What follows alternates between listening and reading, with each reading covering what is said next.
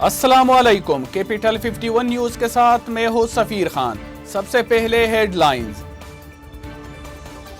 यौम दिफा के मौके पर सदर मुमलिकत डॉक्टर आरिफ अलवी और वजीर आजम इमरान खान की जानिब से अपने पैगामात में अफवाज पाकिस्तान और वतन की हिफाजत के लिए जान कुर्बान करने वाले शुहदा को खिराज तहसीन पेश किया। उन्होंने कहा, हमारे जवान जान की परवाह किए बगैर जुर्रत व बहादुरी से लड़े। 6 सितंबर मुसल्लह अफवाज के शुहदा और गाजियों को खिराज अकीदत पेश करने का दिन है। हमारे शुहदा और गाजी हमेशा से कौम की उम्मीद और फख्र रहे हैं।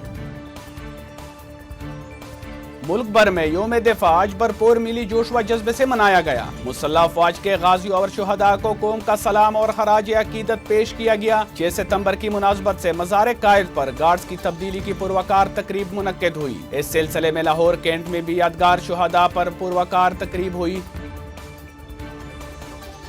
सितंबर 1965 की पाक भारत जंग के दौरान पाकिस्तान के हवाबाज शाहीनों ने न सिर्फ भारतीय एयरफोर्स के हमलों को नाकाम बनाया, बल्कि एम आलिम ने दुश्मन के तैयारे गिराकर पाकिस्तान की फिजाओं को दुश्मन का कब्रिस्तान बना दिया। पाक फिजाया के जांबाज जवानों का किरदार नाकाबिले फरामोश था। दुश्मन के खिलाफ जुर्रत, शुजात और बहादुरी के लाजवाल दस्ताने रकम की, जिन्हें हमेशा याद रखा जाएगा। वजीर आला पंजाब उस्मान बुज़दार ने कहा, यौम दिफा पाकिस्तान की दिफाई तारीख का रोशन और काबिल फख्र बाब है। पाक अफवाज ने बुज़दिल दुश्मन की जारहियत का मुंह तोड़ जवाब दिया। मुल्क की सलामती के लिए कौम और मुसल्लह अफवाज यकजान है। National command and operation centre के आदाद व शुमार के मुताबिक पाकिस्तान में गुज़िश्ता 24 घंटों के दौरान कोरोना वायरस के मजीद 3613 केसेस सामने आए। मजीद 57 अफराद इस मूजी वबा के सामने जिंदगी की बाजी हार गए। 3438 मरीज शिफा याब हुए। मुस्बत केसेस की शरह 6.32% हो गई है।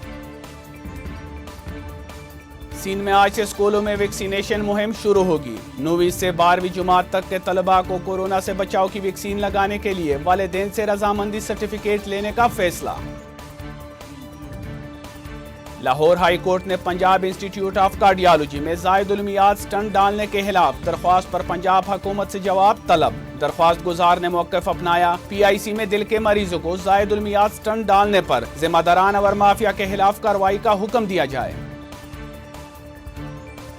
इस्लामाबाद हाई कोर्ट के जस्टिस आमिर फारूक ने मुल्जिम जाकिर जाफर की दरख्वास्त जमानत पर समाअत की। मुल्जिम की जानिब से दरख्वास्त में इस्तदा की गई कि केस के हतमी फैसले तक जमानत मंजूर की जाए। सेशन कोर्ट का फैसला कालअदम करार देकर जमानत पर रिहा किया जाए। अदालत ने फरकेन से जवाब तलब करते हुए समाअत आइंदा हफ्ते तक मुलतवी कर दी।